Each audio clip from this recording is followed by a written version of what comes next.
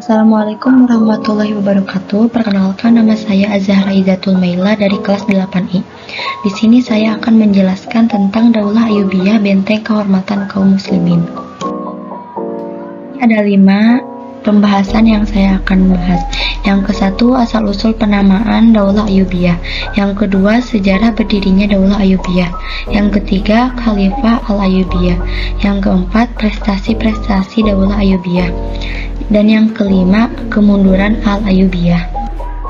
Dinasti Al-Ayyubiyah. Daulah Ayyubiyah adalah sebuah dinasti Sunni yang berkuasa di Mesir, Suriah sebagai Yaman, Irak, Mekah, Hejaz, dan Diyarbakir yang baru diproklamasikan pada tahun 1174 Masehi. Dinasti Ayyubiyah didirikan oleh Salahuddin Al-Ayyubi yang berdirinya disusul oleh berakhirnya kekuasaan dinasti Fatimiyah di Mesir tahun 1171 Masehi. Perjalanan Daulah Ayyubiyah berbarengan dengan terjadinya Perang Salib II 1141 sampai 1192 Masehi. Yang ke-1, asal-usul penamaan. Mengapa dinamakan dinasti Al-Ayyubiyah? Penamaan Daulah Al-Ayyubiyah dinisbatkan kepada kakek Salahuddin Al-Ayyubi, Ayyub bin Syadji. Penamaan Ayyubiyah selain merupakan simbol peralihan kekuasaan, juga untuk menguatkan penyebaran aliran Islam, aliran Sunni sebagai pengganti aliran Syiah, yang ketika di masa Daulah Fatimiyah menjadi aliran keagamaan resmi. Yang kedua, sejarah berdirinya para Daulah Khalifah Al-Ayyubiyah. Bagaimana Daulah Al-Ayyubiyah bisa berdiri? Karena Daulah Fatimiyah 1160 sampai 1171 Masehi di bawah pimpinan Khalifah Al-Adil Billah dengan keadaan pemerintah yang lemah mengalami kemunduran. Selain karena muslim penceklik, ada penyerbuan tentara salib ke Mesir dan konflik internal pemerintah Daulah Fatimiyah. Dalam kondisi Mesir seperti itu, seorang panglima bernama Asaduddin Syirkuh bersama saudaranya Salahuddin Al-Ayyub ditugaskan oleh Gubernur Syria Nuruddin Jangi untuk datang ke Mesir dengan tujuan mengusir tentara salib sekaligus menguasai Mesir. Upaya proses ini tidak berjalan mulus. Seorang perdana menteri Daulah Fatimiyah bernama Syawar telah melakukan persengkongkolan dengan tentara salib. Akhirnya Panglima Asaduddin Syirkuh dan Salahuddin Ayyub menangkap Perdana Menteri Syawar. Kemudian kedudukan Syawar diganti oleh Asaduddin Syirkuh yang kemudian wafat telah menjadi sebagai Perdana Menteri selama 2 bulan. Salahuddin Al-Ayyubi akhirnya didapuk menjadi Perdana Menteri pengganti Asaduddin Syirkuh. Saat Khalifah Al-Adil Billah sakit, kedudukan Salahuddin Al-Ayyub semakin kuat.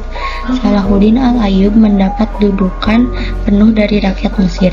Apabila Salahuddin Al-Ayyub dan rakyat Mesir sama-sama memiliki paham Islam Sunni, bertepatan dengan wafatnya Khalifah Al-Adil Billah pada 10 Muharram 1171 Masehi, berakhirnya pemerintah Daulah Fatimiyah. Yang ketiga, Khalifah Al-Ayyubiyah. Siapa saja khalifah pada masa Al-Ayyubiyah? Pimpinan pada masa Al-Ayyubiyah ada 8, yaitu yang ke-1 Al-Malik An-Nasir Salahuddin Yusuf Al-Ayyubi 1174 sampai 1193 Masehi. Yang kedua, Al-Malik Al-Aziz Uthman Imanuddin 1193 sampai 1198 Masehi.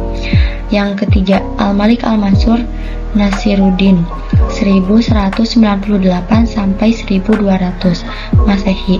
Yang keempat, Al-Malik Al-Adil I Saifuddin 1200 sampai 1218 Masehi. Yang kelima, Al-Malik Al-Kamil Khairuddin 1218 sampai 1238 Masehi. Yang keenam, Al-Malik Al-Adil II Saifuddin 1238 sampai 1240 Masehi. Yang ketujuh, Al-Malik Al-Salih Najmuddin Ayyub 1240 sampai 1249 Masehi. Yang kedelapan, Al-Malik Al-Muazzam Turansyah 1249 sampai 1250 Masehi. Yang keempat, prestasi-prestasi Daulah Al-Ayyubiyah. Prestasi apa saja yang dicapai saat berlangsungnya Daulah Ayyubiyah? Prestasi yang dicapai Daulah Ayyubiyah ada 5, yaitu yang ke-1, membebaskan Al-Quds, Baitul Maqdis, dan mengembalikan kehormatan kaum muslimin. Yang kedua, mengembangkan Al-Azhar menjadi universitas. Yang ketiga, menjadikan Damaskus sebagai kota pendidikan.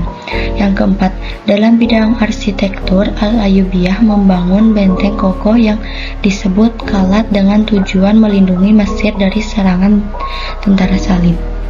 Yang kelima, melindungi industri yang maju. Kemajuan di bidang dibuktikan dengan dibuatnya kincir oleh Syariah yang lebih canggih dibanding buatan orang baratan. Terdapat pabrik karet, kain, gelas, dan irigasi. Yang kelima, runtuhnya Al-Ayyubiyah. Mengapa Al-Ayyubiyah mengalami kemunduran? Karena selama berkuasa, dinasti Ayyubiyah sangat bergantung pada Mamluk, tentara budak, untuk menangani urusan militernya.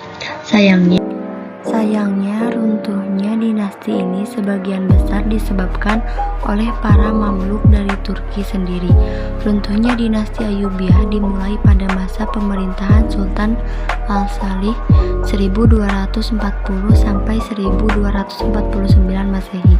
Pada masa ini, para Mamluk telah memegang kendali atas pemerintahan. Setelah Sultan Al-Salih meninggal pada 1249, bangsa Mamluk mengangkat istri mendiang Sultan Syarat ad-Dur sebagai pemimpin Ayyubiyah.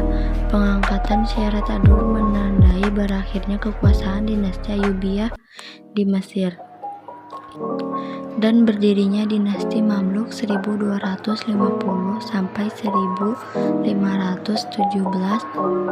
Kendati demikian, keturunan Ayyubiyah ada yang masih memimpin di daerah hingga 70 tahun kemudian.